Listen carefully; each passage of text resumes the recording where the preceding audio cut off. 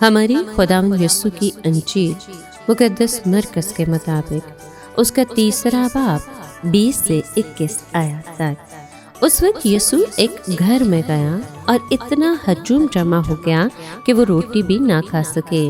جب اس کے رشتہ داروں نے یہ سنا تو اس پر قابو پانے نکلے، کیونکہ کہتے تھے کہ وہ دیوانہ ہو گیا ہے۔ پاک کلام کے پڑھے اور سنے جانے پر خداوند کی برکت ہو، خدا کا شکر ہو۔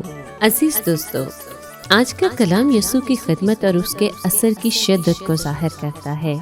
اتنے لوگ اس کے پاس جمع ہو گئے کہ وہ کھانا بھی نہ کھا سکا، جو ظاہر کرتا ہے کہ لوگ اس کی تعلیم، شفقت اور شفا کے لیے کس قدر بیتاب تھے۔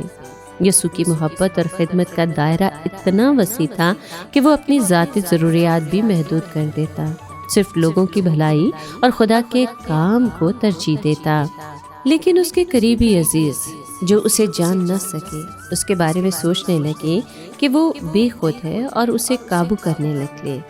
یہ ہمیں سکھاتا ہے کہ جب ہم خدا کے کام میں دل و جان سے لگ جاتے ہیں تو نہ صرف مشکلات اور تنقید کا سامنا کرنا پڑ سکتا ہے، بلکہ وہ لوگ بھی ہمارے فیصلوں کو سمجھ نہیں پاتے جو ہمارے قریب ہوتے ہیں۔